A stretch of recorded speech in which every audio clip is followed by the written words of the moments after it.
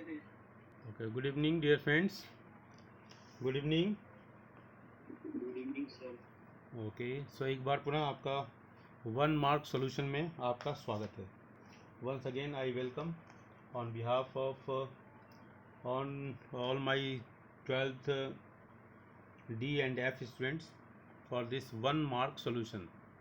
तो वह 1 मार्क के जो क्वेश्चन हैं आजकल MCQ क्वेश्चन, फिर द ब्लैंक्स क्वेश्चन, 1 मार्क के क्वेश्चन ही आपके लिए अब चैलेंज है, बहुत बड़ा चैलेंज है. Because you are required to study thoroughly. Line by line study is required now. Concept भी साथ में होना चाहिए और तब आपको अब समझ में आएगा कि कितने 1 मार्क के क्वेश्चन जो कॉम्पिटिटिव एग्ज़ाम होते हैं उसमें कितना माइक्रो रीडिंग की ज़रूरत है. तो with this note we are going to start. So far we have discuss, जैसे हमारे दोस्तों ने बताया, हमारे बच्चों ने बताया कि हम 13 क्वेश्चन तक, हम लोग 13th क्वेश्चन तक हम देख चुके हैं. हम राइट डियर? ठीक है ना बेटा? Yes sir. 13th क्वेश्चन तक हम लोगों ने देख लिया है और ये हम ह्यूमन कैपिटल लेसन के ऊपर 1 मार्क सॉल्यूशन देख रहे हैं.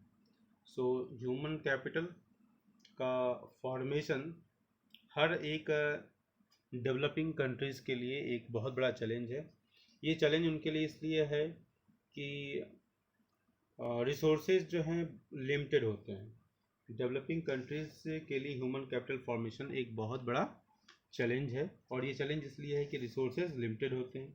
ये भी देखा गया है कि जो डेवलपिंग कंट्रीज़ हैं, जैसे मैं इंडिया की बात करूं, we are more concern with India. तो हमारे देश में एक पॉपुलेशन भी एक बहुत बड़ा इशू है जिसकी वजह से हमारे रिसोर्स के ऊपर एक बहुत बड़ा प्रेशर पड़ता है. हम right dear?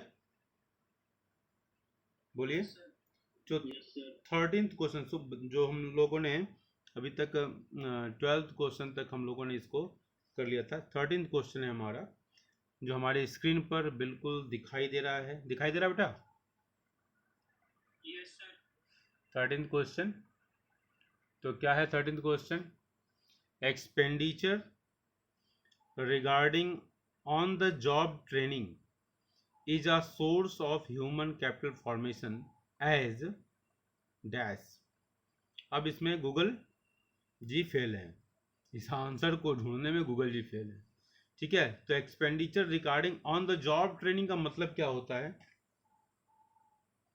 On the job training का मतलब क्या होता है? बोलिए.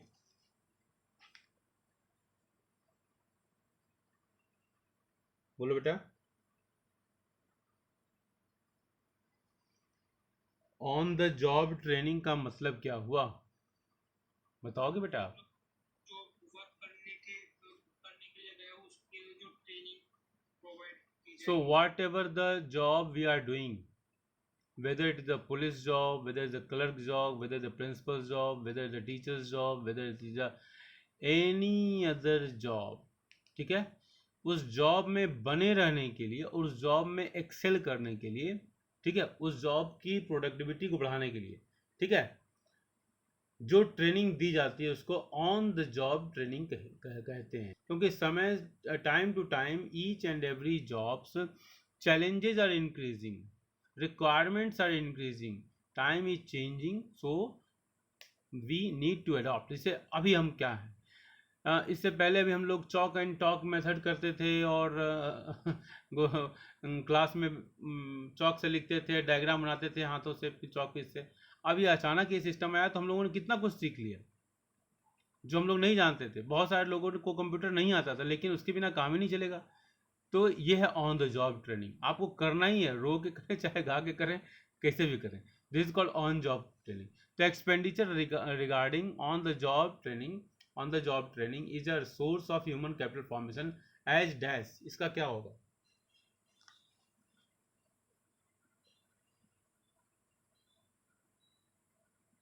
बोलिए.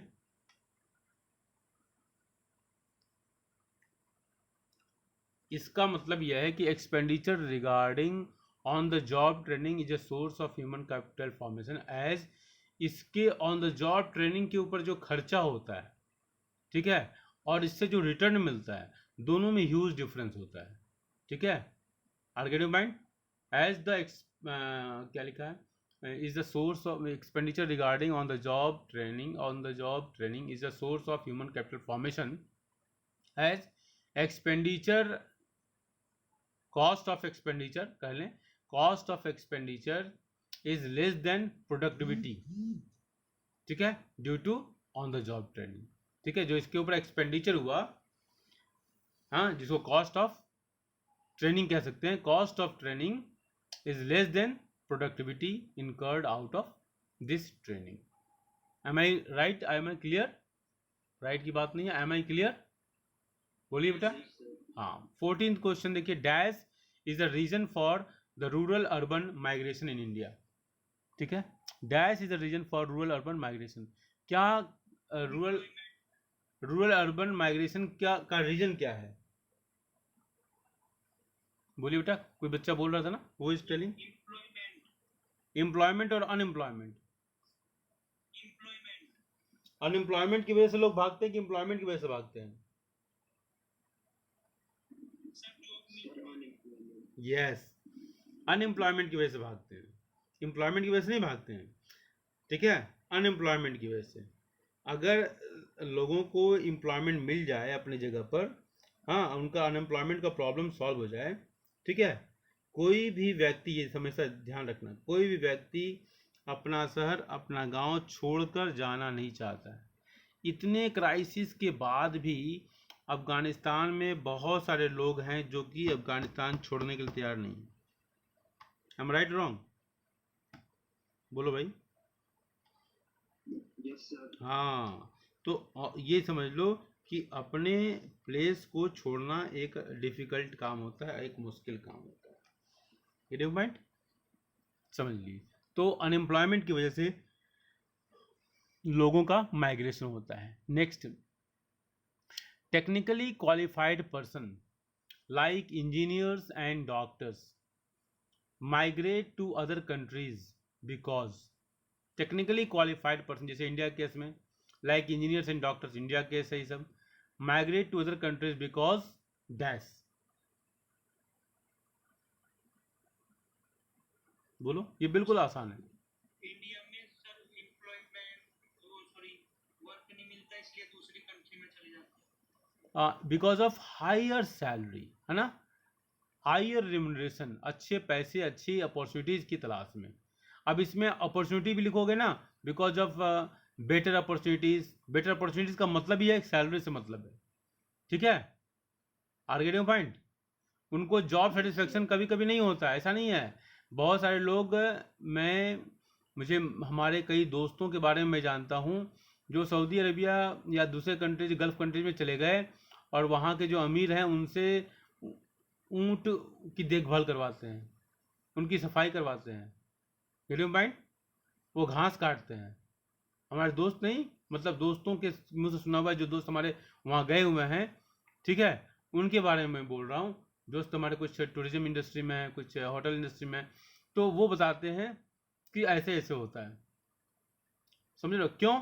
अब वो लोग करने के लिए तैयार हैं, क्यों करने के तैयार हैं, यहाँ पर उनको एक बीटेक वाले को अगर देखा जाए तो 50,000 रुपया मिलेगा, मतलब बहुत अच्छा मिल रहा है, तो ठीक है, बीटेक करने वाले को, और वहाँ हाई स्कूल इंटरमीडिएट करने के बाद लोग चले जाते हैं और 1 लाख रुपया कमाते हैं महीने। तो ये वजह क्या है? तो टेक्निकली क्वालिफाइड पर्सन्स, मतलब उनको तो मान लो टेक्निकली हैं, like engineers and doctors migrate to other country. हम सामान्य की बात भी आज इसमें जोड़ दे रहे हैं कि व्यक्ति जो मूव कर रहा है वो किस लिए जा रहा है, वो पैसे की वजह से जा रहा है, गेटिंग पॉइंट, गेटिंग पॉइंट, पैसा प्लस उनके नॉलेज की इज्जत, दोनों बातें, ठीक है, गेटिंग पॉइंट। तो technically qualified persons like engineers, doctors migrate to other countries because of high salaries और रेम्यूनरेशन और हायर अपॉर्चुनिटीज, कर सकते हैं बेटर अपॉर्चुनिटीज, बेटर वर्ड, ठीक है ना। इन सब को में से कुछ भी लिखोगे तो मार्क्स तो मिल ही जाएगा, हायर सैलरीज, ओके। चलिए नेक्स्ट क्वेश्चन है, in both cases dash rural urban migration and migration to other countries involves cost of transport, higher cost of living in the migrated place and dash, बोलिए, in both the cases rural urban migration and migration to other countries involve the cost of transportation, ठीक है, ये तो बिल्कुल सही बात है ना, वहां जाने के लिए पैसे चाहिए। Higher cost of living in the migrated place and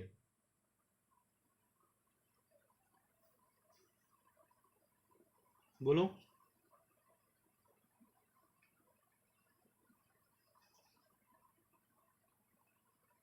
एक और कॉस्ट उनको बियर करना पड़ता है, समझ रहे हो, cost of transport, higher cost of living in the migrated place and एक होता है पीयर कंट्रीज में जो अलग तरह के सोशियो कल्चरल जो वहाँ पर लिविंग है उसको भी उनको एडजस्ट करना पड़ता है, तो इसको हम कहते हैं psychic cost of living in a strange socio culture environment.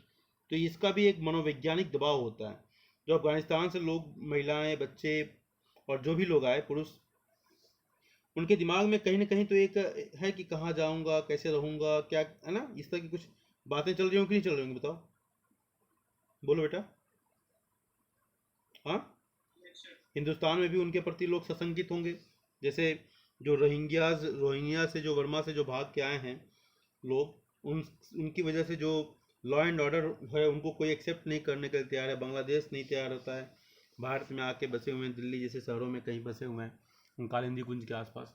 तो एक उनको उन देखो, आप कहीं भी चलिए, अगर आपका ट्रैक रिकॉर्ड या आप भले ही माइग्रेटेड हैं, आप किस वजह से माइग्रेट हुए और वहाँ पर क्या आपने जो मूल कंट्री है, देखो अभी जो अफगान से लोग आ रहे हैं वो उनकी इशू अलग है, उनका इशू अलग है, लेकिन बाकी जो माइग्रेशन कई प्रकार का होता है, ठीक है। तो अगर इन माइग्रेंट्स की वजह से अगर लोकल पॉपुलेशन को प्रॉब्लम होगा तो फिर माइग्रेशन करने वालों के ऊपर भी रोक लगाना चाहते हैं लोग, जैसे टर्की ने अपनी सीमाएं सील कर दी, समझ रहे हो, तो ये आपको ये भी एक इशू हो जाता है।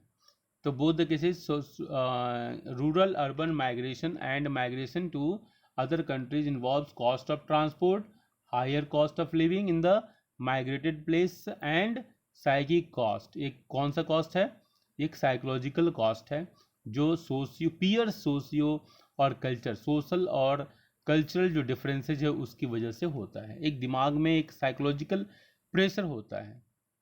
क्वेश्चन समझ में आ रहा है बेटा? Yes, sir. चलिए शुभांकिता नेक्स्ट क्वेश्चन पढ़ो बेटा, 17th क्वेश्चन। Yes. हाँ, expenditure on Expenditure on migration is a source of human capital formation. Give reason. हाँ, expenditure on migration is a source of human capital formation, give reasons. Migration के ऊपर खर्च होने वाला, मतलब आप एक जगह से दूसरी जगह जो जाते हैं उसके ऊपर जो खर्च होता है ये ह्यूमन कैपिटल फॉर्मेशन का एक सोर्स है। कैसे? शुभांकिता वहां से उड़ीसा से भाग कर आई, मतलब कहने का मतलब भाग के नहीं बोल रहा हूँ ये तो फन के लिए बोल रहा हूँ। तो मान लो शुभांकिता वहां से आई, यहाँ पर माइग्रेशन है मान लो एक प्रकार का, हाँ ये तो जॉब की वजह से माइग्रेशन है। मान लो इसके पापा भी जॉब में नहीं होते और ये चली आई होती यहाँ से, और यहाँ से आने के बाद वो यहाँ से आई, अपना इकोनॉमिक्स पढ़ा, इसके बाद टीचर्स ट्रेनिंग किया, इसके बाद टीचर बन गई, इसके बाद लेक्चरर बन गई, प्रिंसिपल बन गई। तो ये कैपिटल फॉर्मेशन हो रहा है कि नहीं हो रहा है? बोलो बेटा। Yes, sir. ठीक है, तो expenditure on migration is a source of human capital formation, give reason. तो इसके पीछे रीजन क्या होगा? It enhances the earnings in the new places, ठीक है, आर्गेटिव पॉइंट। और इसकी वजह से जो कॉस्ट ऑफ माइग्रेशन हुआ वो नेग्लिजिबल हो जाता है। जब आपकी अर्निंग बढ़ जाएगी ना, एंड कॉस्ट ऑफ माइग्रेशन अगर है भी कुछ तो वो उसकी कोई वैल्यू नहीं हो जाती है, ठीक है।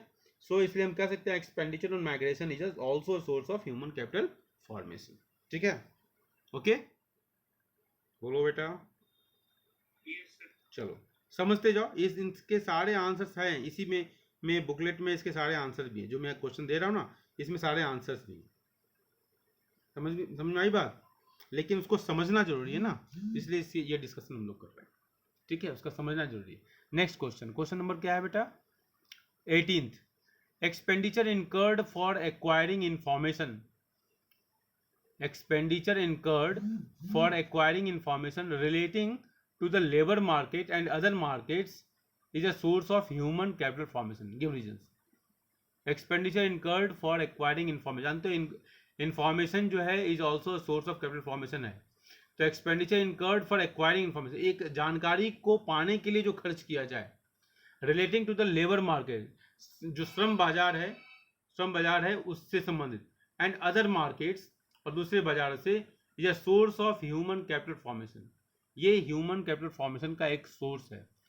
गिव रीजंस, उसके कारण क्या है बताइए, सोचिए जरा। क्वेश्चन नंबर 18 के बारे में सोचिए, read fast.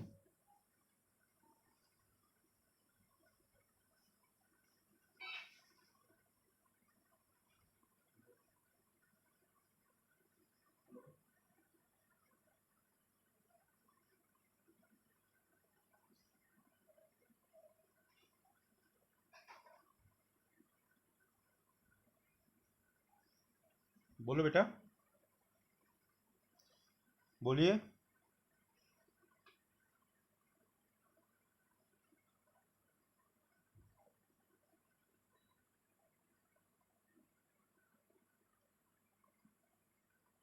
No clue. Sir उन्हें कुछ जो इंफॉर्मेशन मिलेगी उससे वो कुछ बेटर करेंगे, इकोनॉमिक डेवलपमेंट वगैरह होगी। अच्छा, ठीक है। क्वेश्चन कहता है expenditure incurred for acquiring information relating to the labour market and other market is source of human capital. जैसे देखो लेबर मार्केट, श्रम बाजार में, जानते हो एक चीज़ कि किसी भी जॉब में सैलरी ज़्यादा क्यों होती है, कम क्यों होती है? देख लो, आप मर्चेंट नेवी के जॉब को उठा के देख लो। मर्चेंट नेवी जानते हो, जो शिप होती हैं, प्राइवेट जो शिप्स होती हैं, व्यापारिक जहाज़ होती हैं, बड़ी बड़ी जहाज़ें जिसमें एक्सपोर्ट और इंपोर्ट का काम होता है, ऐसे जहाज़ों पर जो काम करने वाले लोग हैं, है ना, उनकी लाइफ क्या उतनी ही सेफ होती है जितना कि लोग एक ट्रक का ड्राइवर जो है तमिलनाडु से आंध्र प्रदेश जाता है या तमिलनाडु से जम्मू कश्मीर जाता है? नहीं ना।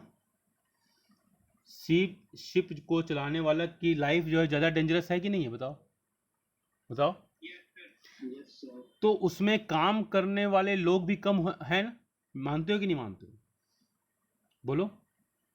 Yes sir. तो किसी भी चीज़ की प्राइसिंग इस बात पे डिपेंड करती है कि उसकी डिमांड और सप्लाई की पोजीशन क्या है। अगर सप्लाई कम है और डिमांड ज़्यादा है तो कर्व बनाकर देख लो कि अगर सप्लाई कम है और डिमांड ज़्यादा है तो प्राइस क्या होगा? ऊपर होगा। होगा कि नहीं होगा? माइक्रो इकोनॉमिक्स में पढ़ चुके हो आप? बोलो भाई। Yes sir. तो होगा श्योर ना बेटा? डायग्राम बनाओ, डिमांड और सप्लाई का बनाओ, और देख लो सप्लाई को स्टैटिक रहने दो और डिमांड बढ़ा दो। पहले जो डिमांड थी उससे डिमांड बढ़ाओ, डिमांड बढ़ेगी तो क्या होगा? प्राइस ऊपर चला जाएगा। तो मेरे कहने का मतलब है कि अगर आप इन्वेस्टमेंट करते हो, मान लो कि आपने बीटेक किया, एक एग्जांपल लेते हैं, जैसे मान लो कि आप इंटरमीडिएट आप कर रहे हो, इंटरमीडिएट के बाद आपने ग्रेजुएशन किया, तो आप बताओ जो आपका एम्प्लॉयर है वो इंटरमीडिएट वाले को प्रेफरेंस देगा कि ग्रेजुएशन वाले को? फिर ग्रेजुएशन के बाद आपने बीएड कर लिया, तो कहीं टीचिंग की वैकेंसी निकलेगी तो सिंपल बीए वाले को प्रेफरेंस देगा कि बीएड वाले को? अगर आपने बीएड किया और साथ में एमएड भी कर लिया और आपने नेट भी क्वालिफाई कर लिया, तो जब एक कॉलेज में वैकेंसी निकलेगी तो वो किसको प्रेफरेंस मिलेगा? नेट वाले को मिलेगा कि सिंपल पीजी करने वाले को, एमए करने वाले को? आपका आंसर क्या होगा कि जैसे उसकी उसकी क्वालिफिकेशन बढ़ती जाएगी उसकी वैल्यू बढ़ती जाएगी। मतलब जैसे जैसे इन्वेस्टमेंट होगा, क्योंकि हर लेवल पर उसने जो क्वालिफिकेशन बढ़ाई उसमें क्या हो रहा है? उसमें इन्वेस्टमेंट हो रहा है। Am I right?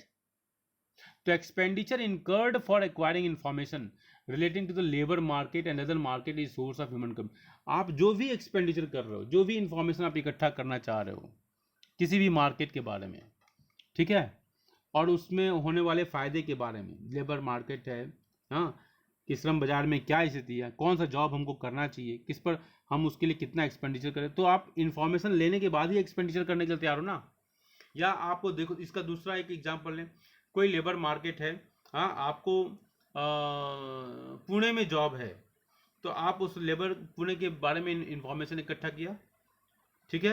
इंफॉर्मेशन इकट्ठा करने में कुछ खर्चे होंगे, तो expenditure incurred for acquiring information relating to the labour market and other markets, और दूसरे मार्केट के बारे में, तो ये ह्यूमन कैपिटल फॉर्मेशन का सोर्स बनेगा कि नहीं बनेगा? बोलो। यस सर, ये तो श्योर हो कि बनेगा, होगा ना? यस सर, बोलो बेटा। क्योंकि इंफॉर्मेशन का लेना, हमको अगर उस जॉब को करना है तो वो हमको इम्पॉर्टेंट हो जाता है, हमको इसका इंफॉर्मेशन लेना, ठीक है। अगर आपको कहीं जॉब लेनी है तो आपके उसके बारे में ब्राउज करोगे ना, उसके बारे में इंफॉर्मेशन लोगे ना। साइबर कैफे में जाओगे तो 15 रुपये लगेगा ना। बोलो भाई। तो ये कैपिटल फॉर्मेशन हो रहा है ना, कि आपको ने इंफॉर्मेशन लिया और उस इंफॉर्मेशन के अनुसार आपने एक्ट किया, उसने आपने काम किया, ठीक है। तो always it is source of human capital formation, because getting information about any job, हाँ, ठीक है, any opportunities needs a minimum expenditure, and that expenditure known as investment, ठीक है, and it helps in the capital formation. ऐसे करके answer लिख सकते हैं, ठीक है। जहां पर स्टेटमेंट देना है उसमें थोड़ा बहुत वेरिएशन अगर होगा तो कोई इशू नहीं होता है। The two forms of capital formation are, दो तरीके के कैपिटल फॉर्मेशन हैं, two forms of capital formation, वो कौन कौन से हैं? The two forms of capital formation are,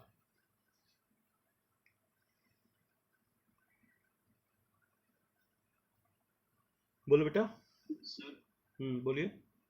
sir expenditure on education and expenditure on health, expenditure on, education and expenditure, नहीं बेटा, वो आप, हम क्या पूछ रहे हैं? The two forms of capital formation, capital formation के दो प्रकार कौन है? फिजिकल कैपिटल फॉर्मेशन और human capital formation. Physical capital formation and human capital formation, ठीक है, इसको अंडरलाइन कर लेना। नेक्स्ट क्वेश्चन है, physical capital is dash and can be easily sold in the market, human capital is dash and it is not sold in the market, only the services of the human capital are sold, tangible intangible. देखो आपको थोड़ा सा help मिल गया। Sir first वाले में tangible, second वाले में intangible. Very good. Physical capital is tangible, जिसको टच किया सकता है, जिसको छुआ जा सकता है, ठीक है, and can be easily sold in the market. Human capital is intangible and it is not sold in the market, only the services of the human capital are sold, okay. Next question, both dash and dash along with many other factors, Varsha, Anupriya to respond. Both dash and dash along with many other factors like on the job training, job market information and migration increase an individual's income generating capacity. Both dash and dash along with many other factors like, sir education and health, क्या बेटा? Education and health, हाँ, both education and health along with the many other factors like on the job training, job market information and migration increase an individual's income generating capacity, ठीक है, very good, ठीक है।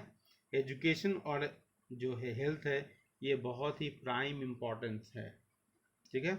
Education जितना जरूरी है उतना healthy होना भी जरूरी है, ठीक है। हेल्दी आदमी की ग्रास्पिंग पावर भी अच्छी होती है, हेल्दी आदमी की जो प्रोडक्टिविटी अच्छी होगी, वो एसेट्स ज़्यादा बड़ा अच्छा एसेट्स होगा, ठीक है, उसकी एडजस्टमेंट कैपेसिटी ठीक हो गई, है ना, तो डिस्प्यूट की संख्या की संभावनाएं कम होंगी, ठीक है।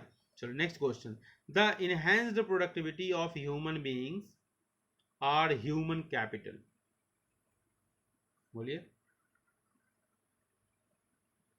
The enhanced productivity of human beings or human capital contributes substantially towards increasing labor productivity, stimulates innovations, creates ability to absorb new technologies, all of the above.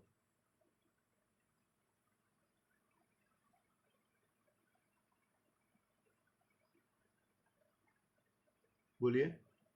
Enhanced productivity of human beings और human capital contribute substantially towards increasing labour productivity. Sir A वाला तो है और सी वाला भी है, इसका B का नहीं पता चला। स्टिमुलेट इनोवेशंस, ये वाला तो है contribute substantially towards increasing labour product. ठीक है भाई, ह्यूमन कैपिटल के ऊपर उसकी प्रोडक्टिविटी पर अगर हम इन्वेस्टमेंट करें, enhance productivity of human capital, human being और ह्यूमन कैपिटल। ठीक है, इन्हांस प्रोडक्टिविटी, ठीक है, मतलब बढ़ी हुई उसकी कार्य क्षमता। Contribute substantially towards increasing labour productivity, तो जब अगर उसकी कार्य क्षमता बढ़ जाएगी तो उसकी प्रोडक्टिविटी तो बढ़ी जाएगी ना। पहले 5 kg वीट का प्रोडक्शन कर रहा था, अब 8 kg कर रहा है, तो बढ़ गया प्रोडक्टिविटी। दूसरा है तीसरा है creates ability to absorb new technology. Healthy जो व्यक्ति ह्यूमन कैपिटल है, जो हेल्दी है या किसी भी तरीके से ह्यूमन कैपिटल है, नॉलेजेबल है, जो भी है, तो उसका क्या फ़ायदा होगा कि वो कोई भी जो तकनीकी परिवर्तन होगा, टेक्नोलॉजी में चेंज आएगा, उसको तुरंत अडॉप्ट कर लेगा। समझ में आई बात? Yes sir. ठीक है, अब बी की बात करते हैं, स्टिमुलेट्स इनोवेशंस। ठीक है, तो स्टिमुलेट्स इनोवेशंस, अगर ह्यूमन कैपिटल है तो इनोवेशंस जो है ना, इनोवेशंस का मतलब होता है कि कोई चीज़ ऑलरेडी है और उसमें कुछ थोड़ा सा परिवर्तन जिससे उसकी उपयोगिता बढ़ जाए, that is known as innovations. ठीक है, टेक्नोलॉजी इज ऑलरेडी देयर, बस उस टेक्नोलॉजी में, जैसे आपको देखो मोबाइल से हम बात करते हैं, लेकिन मोबाइल में ही थोड़ा सा देखो वीडियो सर्विस आ गया। ठीक है, मोबाइल से हम बात करते हैं, ठीक है, लेकिन उसमें थोड़ा सा रिकॉर्डिंग फैसिलिटीज आ गया। तो ये सब चीज़ें क्या करती हैं? Enhance productivity of human beings और ह्यूमन कैपिटल, स्टिमुलेट्स इनोवेशंस। ठीक है, इनोवेशंस को बढ़ाती हैं, इनोवेशंस को नवाचार हिंदी में कहते हैं, नवाचार मतलब नई परिपाटी कह लो, नया परिवर्तन कह लो, है ना, चीज़ों में गुणात्मक परिवर्तन कह लो उसको, है ना। तो एक इनोवेशंस जो भी होता है ना स्कूलों में, तो उसका एक पूरा हर स्कूल में एक, जैसे टीचर है, आपने क्या इनोवेशंस किया, पढ़ाते समय क्या किया, तो हर डिपार्टमेंट में ऐसे बने होते हैं। तो स्टिमुलेट करता है इनोवेशन को। ह्यूमन कैपिटल है enhance productivity of human beings, और ह्यूमन कैपिटल स्टिमुलेट्स इनोवेशन, ये भी सही है। इसमें बेटा सारे सही हैं, all of the above. Creates ability to absorb the new technology भी सही है, नए टेक्नोलॉजी को एक्सेप्ट करने के लिए क्षमता बढ़ जाती है।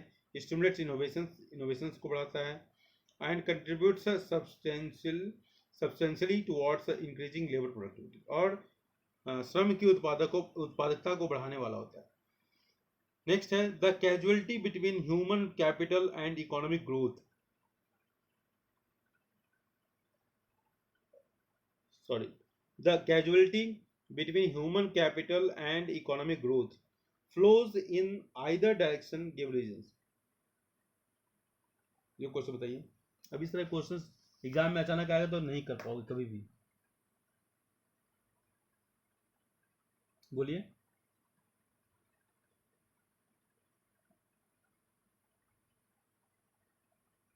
बोलो बेटा। सर सर इसका मतलब क्या हुआ? इसका मतलब समझ नहीं आ रहा है। अच्छा, द कैजुअलिटी बिटवीन ह्यूमन के, तो कॉजलिटी है ये, तो हम कैजुअलिटी पढ़ रहे हैं ना, कैजुअल कॉजलिटी। ठीक है, मतलब कॉज यहाँ ये यहाँ इससे मतलब है कि कॉज एंड इफेक्ट रिलेशनशिप।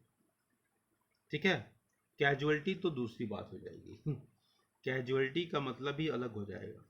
ठीक है, कैजुअलिटी जिसे हॉस्पिटल में कैजुअलिटी वार्ड होता है ना, सुना है casualty ward?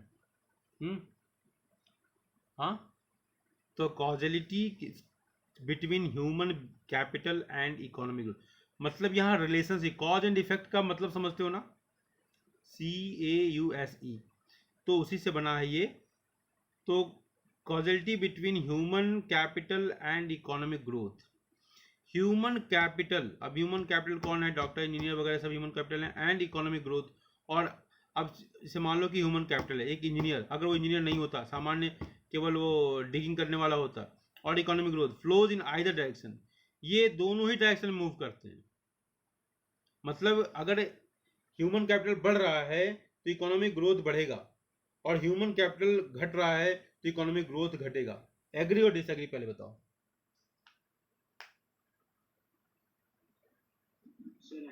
Agree, very good. तो ये क्या है कि ऐसा इसलिए है कि high level of human capital leads to the economic growth, ठीक है, एंड वाइस वर्सा, ठीक है। High level of human capital and economic growth flows in either direction, ठीक है। ये दोनों ही दिशा में काम करने वाला है, ठीक है। इनका जो रिलेशनशिप है, ह्यूमन कैपिटल बड़ा होगा या ऊंचा होगा या ज़्यादा होगा तो इकोनॉमिक ग्रोथ ज़्यादा होगा, ठीक है। Next, two independent reports on the Indian economy in recent times have identified that India would grow faster due to its strength in dash। बताओ।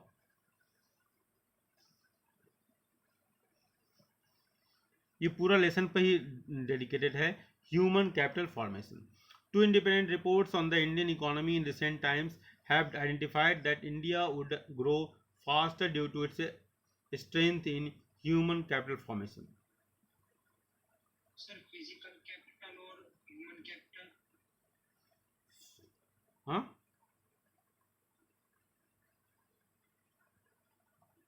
ठीक है।